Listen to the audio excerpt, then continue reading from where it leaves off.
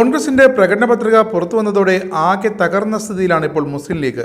പൗരത്വ ഭേദഗതി നിയമത്തെക്കുറിച്ചും ഏകീകൃത സിവിൽ കോഡിനെക്കുറിച്ചും പ്രകടന പത്രികയിൽ കോൺഗ്രസ് മൗനം പാലിച്ചതാണ് ഇതിന് കാരണം. റംസാൻ കഴിഞ്ഞാൽ CAA വിരുദ്ധ റാലിയടക്കം സജീവമായി സംഘടിപ്പിക്കുമെന്ന് അവകാശപ്പെട്ടിരുന്ന ലീഗിന്റെ അവസ്ഥ ഇപ്പോൾ പക്ഷേ പരിതാപകരമാണ്. കോൺഗ്രസിനോട് ഒന്നും പറയാനാകാത്ത അവസ്ഥയിലാണ് ഇപ്പോൾ മുസ്ലിം ലീഗ് നേതൃത്വവും. ഉത്തരേന്ത്യക്കും ഹിന്ദു വോട്ടിനുമായി കോൺഗ്രസ് ന്യൂനപക്ഷത്തെ അവഗണിക്കുന്നു എന്ന വികാരം വെളിവാക്കുന്നതാണ് ഈ സംഭവങ്ങൾ.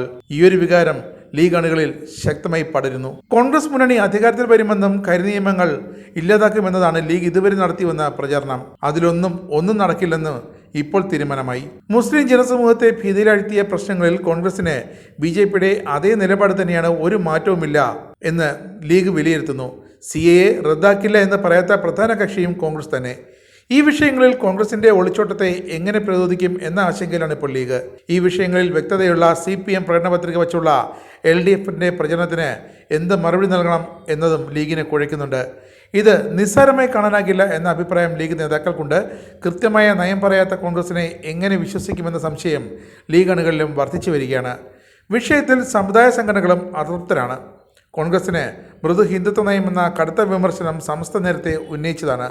CAA വിഷയമുയർത്തി മുഖ്യമന്ത്രി പങ്കെടുത്ത റാലികളിൽ സമസ്ത പങ്കാളിയായതിൻ്റെ കാരണം ഇപ്പോഴെങ്കിലും ലീഗിന് മനസ്സിലായി കാണും. സുന്നി സംഘടനകൾക്കൊപ്പം മുജാഹിദ് വിഭാഗങ്ങളും കോൺഗ്രസിന്റെ ഈ നയത്തിൽ അസ്വസ്ഥരാണ്. BJPയിൽ നിന്നുള്ള രക്ഷയ്ക്ക് കോൺഗ്രസിന് വോട്ട് ചെയ്തിട്ട് എന്ത് കാര്യമെന്ന ചോദ്യമാണ് ഈ പ്രകടന പത്രിക വന്നതോടെ ഇവരും ഉയർത്തുന്നത്.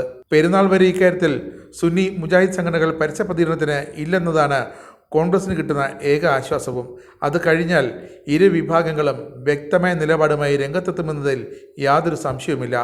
പൗരത്വം മതാധിഷ്ഠമാക്കുന്ന പൗരത്വ ഭേദഗതി നിയമത്തിനെതിരെ ശക്തമായ നിലപാട് സ്വീകരിക്കാൻ കോൺഗ്രസ് തുടക്കം മുതലേ മടിച്ചിരുന്നു. 2019 ഡിസംബറിൽ BJP സർക്കാർ ആ നിയമം പാസാക്കിയപ്പോൾ പാർലമെന്റിൽ അതിനെ ശക്തമായി എതിർക്കാൻ പോലും കോൺഗ്രസ് തയ്യാറായില്ല.